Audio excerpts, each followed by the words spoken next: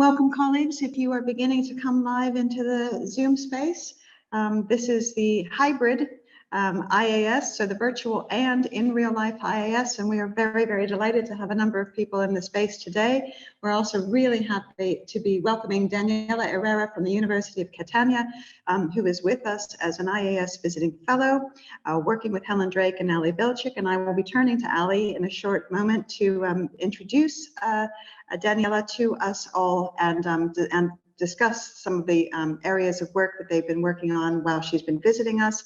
But from the IAS, if I can just remind colleagues who've tuned in, we will be monitoring the chat and also the Q&A function, so you are able to feed into the conversation and the dialogue after this, and also that we will be recording this for a podcast on the IAS video library, which is available on the IAS website as you click. We've just had a conversation about that here. But please do actually, if you want to, after this conversation and this dialogue, be able to review the podcast and the discussion, then feel free to do that.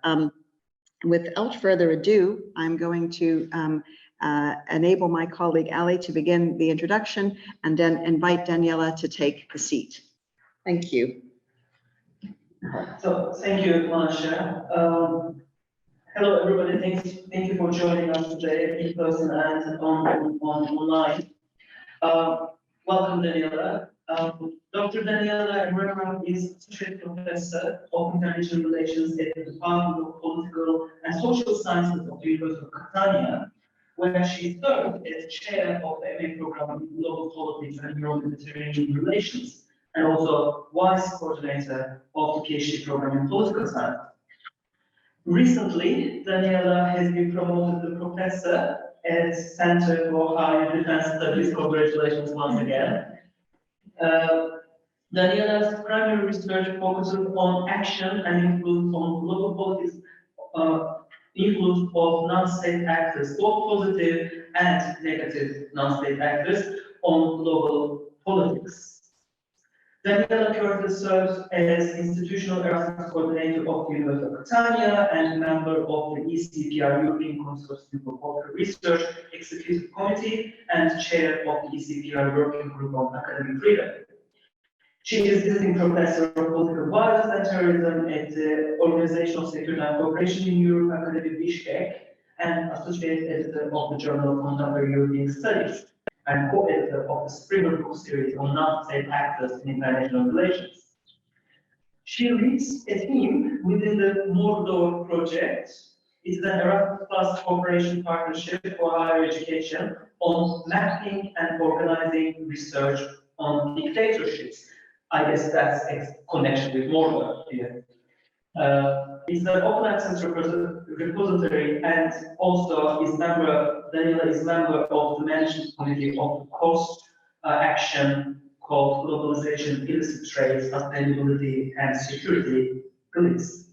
Thank you, Daniela, for joining us today, and the floor is yours.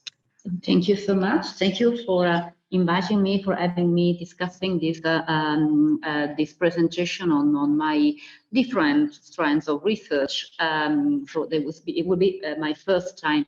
It was my first time here, and it's a great honor and pleasure to interact with you and also to have feedbacks from you on this research. Well, actually, when you see you read this title, non-state actors and security threats in the European and global context, it may mean several things. And actually, I've tried to condense in one presentation various issues just for offering some insight of what I'm doing, and also to have the chance to cooperate with more people on different strains and different research lines. So obviously I start with non-state actors, which is my main research interest. I've started in the past, several years ago already, studying civil society organizations. So it was very common to read about myself as a NGO professor or NGO scholar, because I have studied so much NGOs in several fields, but particularly in humanitarian field and security field. So the role of NGOs particularly, and humanitarian NGOs in respect to conflict resolution and managing crisis and intervention.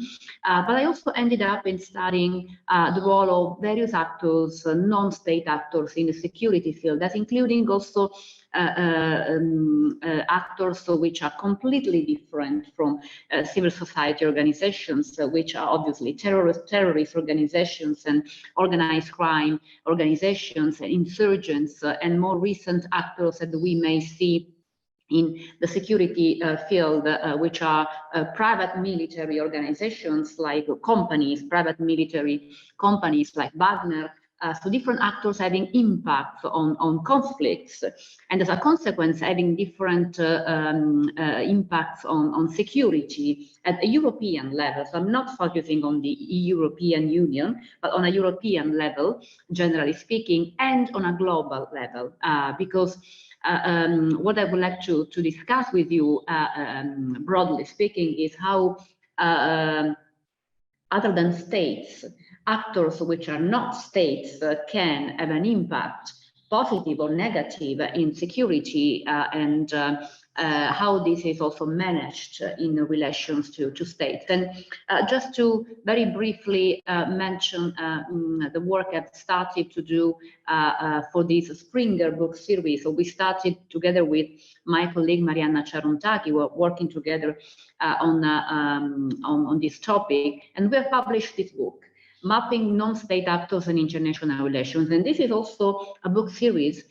because we discovered that there was a huge interest in non-state actors. So there are several scholars in international relations field interested in non-state actors, and there was little coordination. So what we offer, for example, in this book, and I'm mentioning the book not obviously for marketing reasons, but because this is the basis of my ideas, is that we refer to various non-state actors, which may be obviously institutions, intergovernmental institutions or NGOs, for the non-governmental dimension, but also which may also include lobbyists or companies, private companies, or economic actors, multinationals, but also other actors like the ones I was mentioning before. So different kinds of insurgencies that are increasing, and also some kind of hybrid actors, like for example, states to be. So for example, there is a chapter in this book on the Kurdish states to be. And so the discussion is what can we consider? How can we consider this actor as a state or states to be, or less than a state, and which is the impact on security? So we consider non-state actors as both agents of power, because they can be used by states to drive some kind of power or to divert something, as for example Wagner has been used to alter the stability conditions in a specific region, or institutions on a positive way, institutions that can be used by states to maintain hegemonic power or to maintain stability in a specific field. But they also can be agents of change.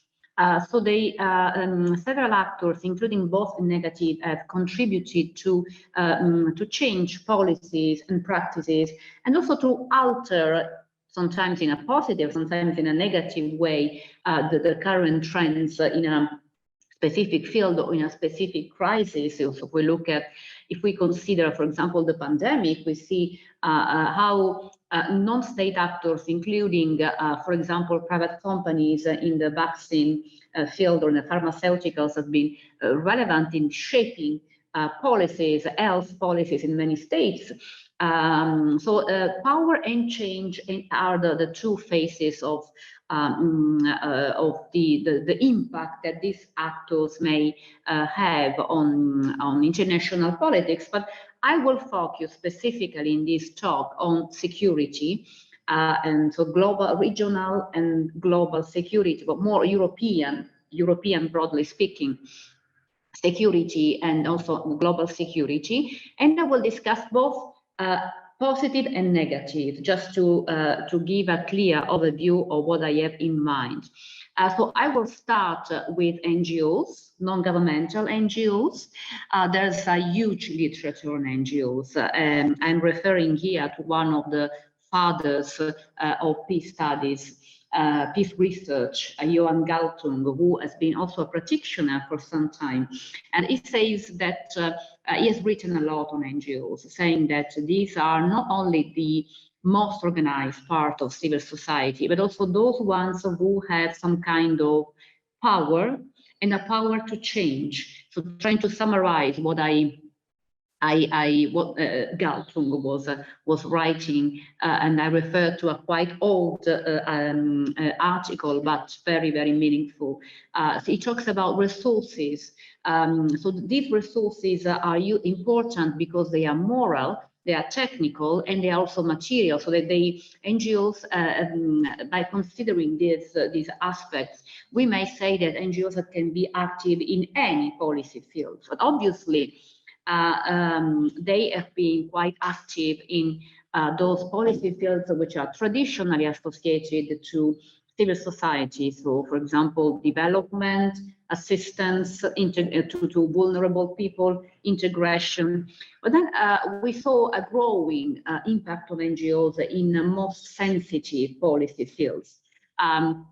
So conflict resolution, crisis management, and even relations with military and peacekeeping operations when they are deployed have been growing.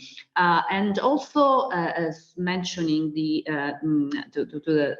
introduction that was so kindly offered by Ali, if we studying, for example, the dictatorships or illiberal regimes, we see a strong impact of civil society and NGOs in particular in developing civil resistance against illiberal movements. And we saw particularly during the pandemic, when obviously restrictions contributed to help illiberal political elite, because it was much easier for them to avoid deliberation, to close a public space for exchanging ideas. So obviously this contributed to a rise in illiberalism, particularly in some regions, not everywhere, but in some regions of the world. And NGOs had a very hard work in trying to defend spaces for deliberation and spaces for gathering. So when it comes to security, NGOs have a very, very difficult life because it's a very governmental policy field, and states relations with states can be difficult because they may find interesting or useful to cooperate with NGOs, but also having NGOs doing the watchdog in some particular historical period that cannot be very, very pleasant to states. I'm also mentioning another relevant scholar, and here we have the main characters of NGOs. So we may say that, and that, for example, in several international organizations refer to civil society organizations, and NGOs are just a small part of civil society organizations. So, for example, at the EU level, there's a flourish of civil society organizations in which NGOs are included. At the United Nations level, for example, NGOs are the dominant one. So it depends on the kind of strengths and action they've been able to develop. But for sure, what defines and characterizes NGOs compared to other actors like lobbyists or multinationals, which are still playing a non-state actor impact, but in a different way, is the fact that they work in the human promotion field. They are non-profit organization. Obviously, this does not mean that people are working as a volunteer. People are paid, they have budgets. And this is one of the issues that NGOs may have. They have to demonstrate to be transparent, to be accountable, and that their budget is totally used for the cause and not for making profit. That's different from multinationals, obviously. And we may have very small organizations that fight for their life because they have a very small budget, but we also have very big organizations with headquarters even in Brussels or Geneva or in New York, where they need to interact with the United Nations or the European Union. Or I also teach in Bishkek, where the OSCE Academy is located, and the OSCE, as the biggest organization for security and cooperation in Europe, has its main office on human rights, for example. So several NGOs are located there, or in other countries in Central Asia. So it's important to have the chance to interact on a daily basis with institutions. So they may also have big headquarters, many people working for them, Amnesty International, Doctors Without Borders, Oxfam, so the names of very, very big organizations. And they obviously need to demonstrate, to be transparent, to be accountable. So they have concerns that multinationals don't have, for example. And the sources of funding is the crucial point. And the reason why they are often criticized because of they receive money, obviously, by individuals, from corporations, foundations. But the problem is when they got money from governments. It's quite usual. Obviously, democracies, US, European countries. But the critics are raised because, according to some schools of thought, NGOs should not receive money from governments, but at the same time, they assure ways to control that the money is used for the right purposes and there is no interference on the part of states in the use of funds. And they also receive funding from international and regional organizations. So funding is part of cooperation, the cooperation that NGOs have with international and regional organizations, but also with states.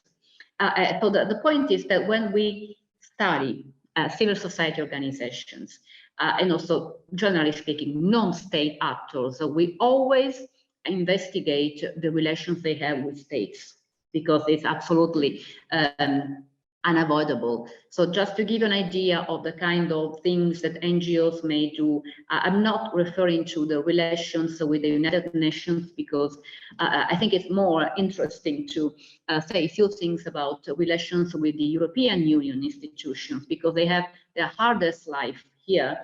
At the UN level, everything is regulated. So there is a clear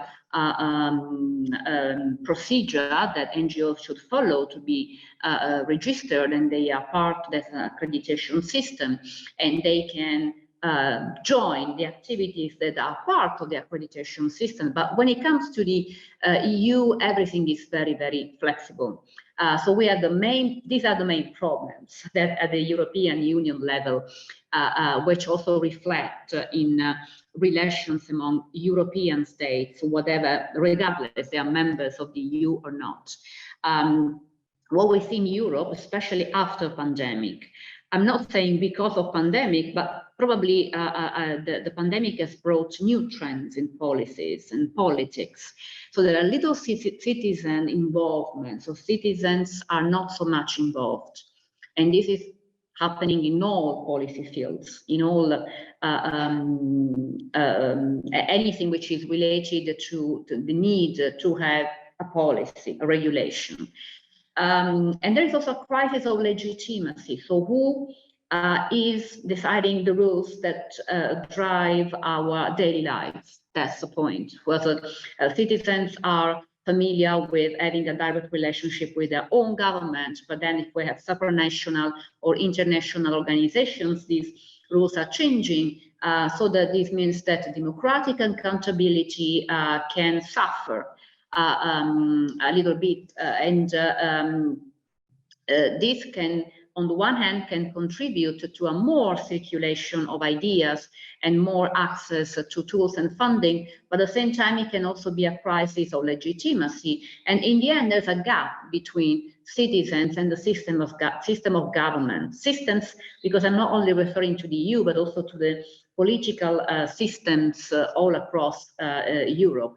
So the relations between civil society organizations and EU reflect in a way a series of problems that our democracies are experiencing in current days, and which also have an impact on security, because obviously this level of inefficiencies that are affecting the governments and the capacities capacity to develop proper policies may produce instability, and this obviously can be a problem for security, even for security.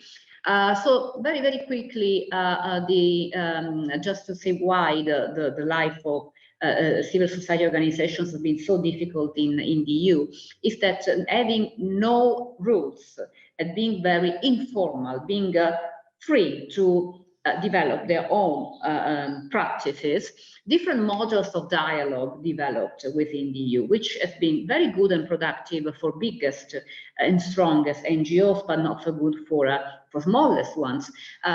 So they have tried to work more on lobbying.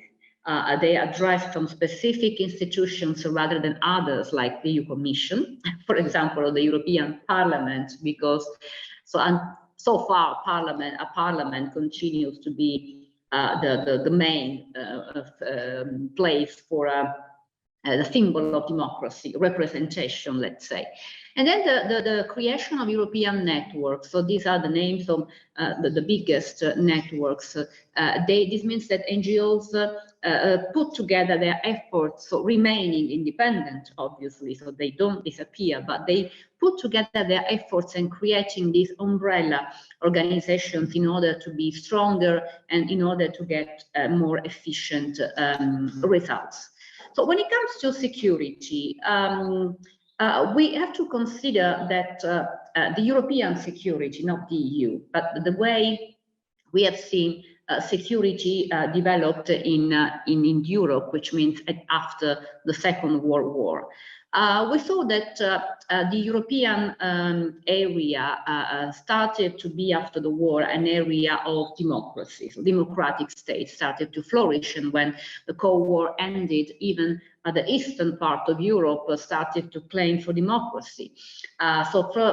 This became a wide area believing in the same principles, so democracy and rule of law, and the need to ground economic development on social cohesion and social dialogue, and obviously the respect of human rights.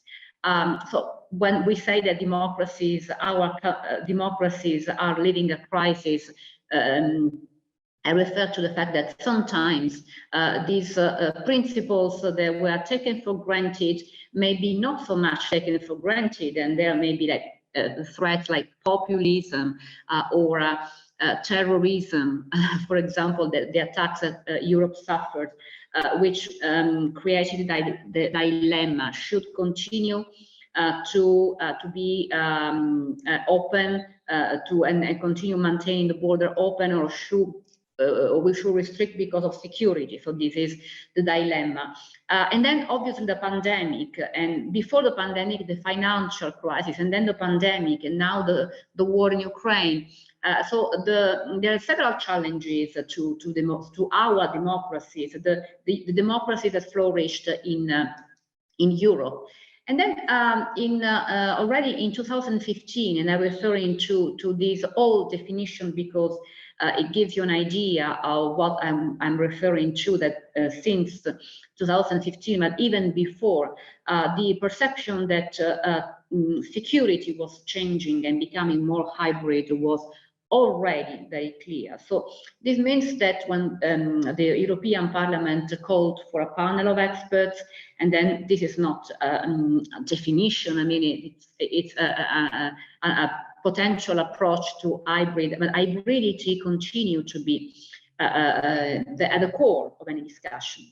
Hybrid threat is something referred to the fact that there are different security threats that are very, very much able to interact and cooperate. So when we look at the war in Ukraine, it's not only that's a terrible war, but it's not just a war, it's a war which is connected to political instability, to the presence of insurgents group or infiltration by terrorist groups and so on. If we look at the other wars like Syria or the most recent war in Sudan, so we see that security crises are not just due to one cause, but they are referring to several causes. So conflicts, terrorism, very poor institutions unable to work.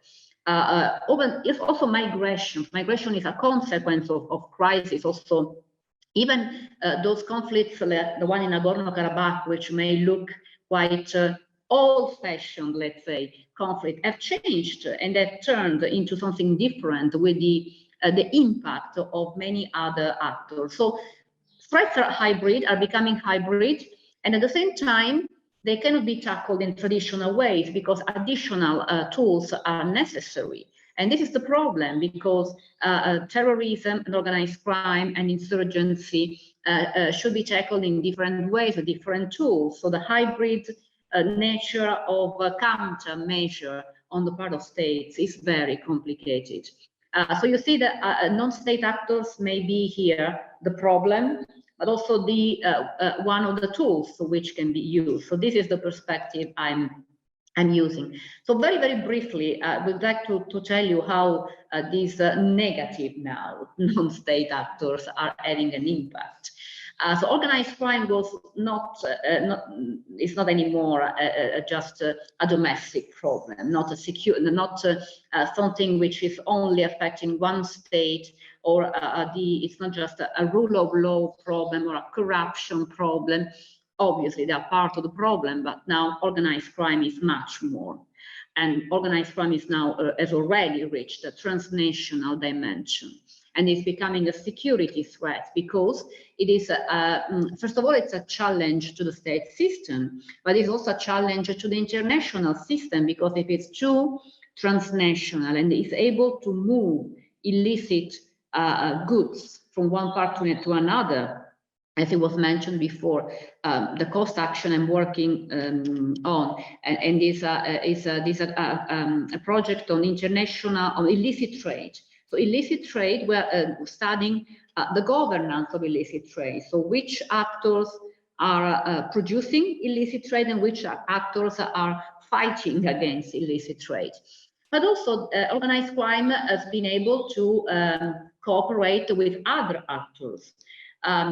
So obviously, if we have organized crime groups helping terrorists with their drug trafficking activities, for example, as a source of funding, this may be obviously an additional problem. So it's not just that the European countries are democratic states and so they are vaccinated against organized crime or terrorism, because they are not. So these connections can have an impact even on Europe. And just to give you an idea of the kind of things I'm also studying, because I'm part of another project which was not mentioned, but it's a smaller project compared to Mordor and the Coast. The project on radicalization.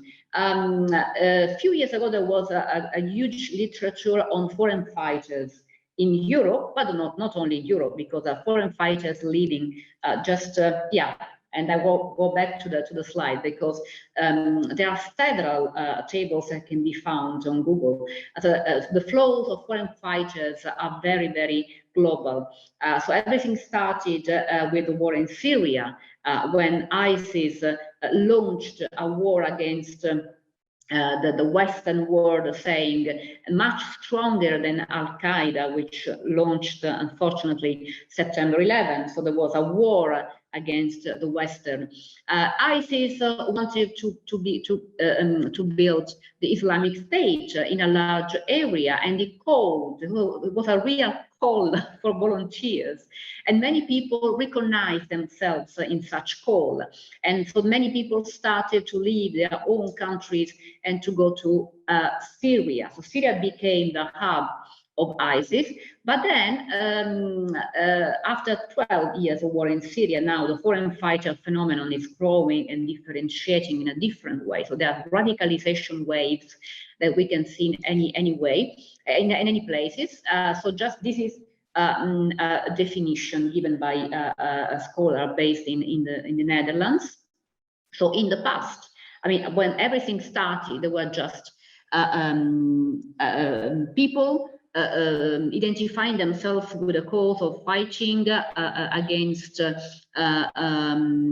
regime of Bashar al-Assad for the creation of the Islamic State. But then it became a crusade against the Western countries, and now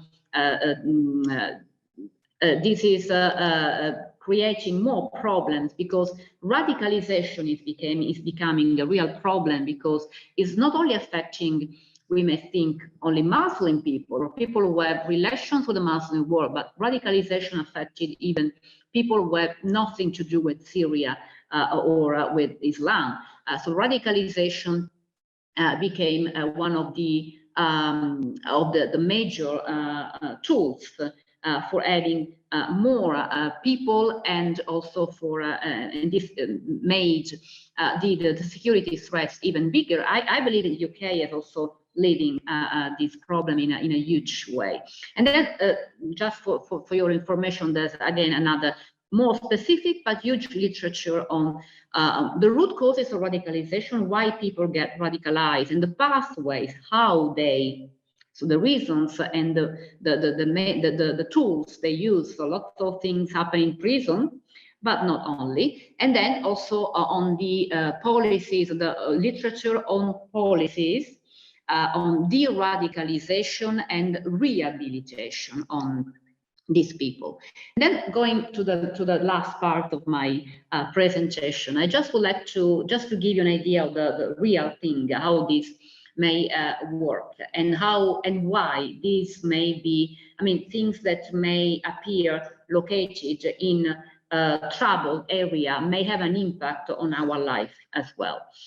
So this is what I call a case study, and I have been working on this. So the southern Mediterranean region, which is a large area, and this is absolutely close to Europe. I mean, it's very, very close to the coastal states which are affected are Italy and Greece and Spain, but they are obviously having an impact on everywhere in Europe. So after Arab Springs in particular, this became, it was a very unstable region before. Unstable because it was affected by very, very illiberal regimes. And there were some political leaders like Gaddafi, for example. They were very, very violent leaders, but they were also, let's say, supported by the Western countries because they were able to keep an order in the region. And then everything collapsed. In some of these countries, political regime changed. In some others, political regimes changed in a bad way as the other so-called political parties increased or came into another form, like Muslim Brotherhood in Egypt or in Algeria. So we see a variety of forms of violence, which is not only religious violence. So when we talk about radicalization, about terrorism, about insurgency in a region like this, we are not only referring to religion, but it's not only religion. There are several kinds of reasons, including, and dominant ones are the political reasons. So extreme right, for example, or extreme nationalism, which produce more radicalization, and a variety of factors. So first of all, the collapse of ISIS at some point here, which was no more the one producing stability, and then a parallel increase in other actors, which are non-state actors and armed non-state actors, which are not strictly terrorists. Terrorists, they are not, cannot be defined terrorists in the classical terms. They are not insurgents like the one that we see in many of these conflicts. They have no particular, they are just weapons, but they are able to influence. And also the deterioration of many political regimes. So there were the local political elite were simply unable to do anything, or they were corrupted, and there were several infiltration. So just to conclude,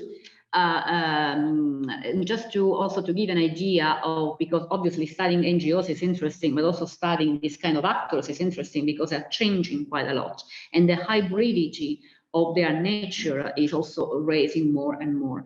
It's the fact that what we see in an area like this one, but we may also see, you see, it's a large area, but we also see in Afghanistan, for example. So Afghanistan is a completely different country now under the Taliban. Or we may start sadly experiencing in Central Asia, where there's a higher radicalization. So countries which were very secular, like Kyrgyzstan, now are getting more and more religious, so that they are getting less secular. And countries like Tajikistan, for example, are completely Muslim, completely radicalized. So we have several, there's a sort of competition between let's say, the traditional radicalization factors, so ISIS and fighting against the West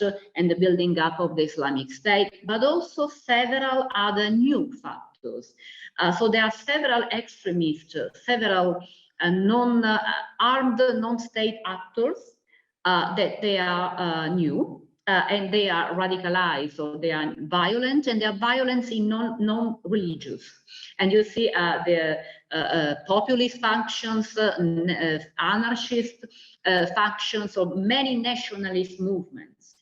So we may see a rise of both actors, the kind of, so the nature of non-state actors is subject to change, and is obviously for the reasons I hope I try to explain, having an impact on security at all levels, regional obviously, but also Europe is very close, and the rest of the world is not that far. Thank you.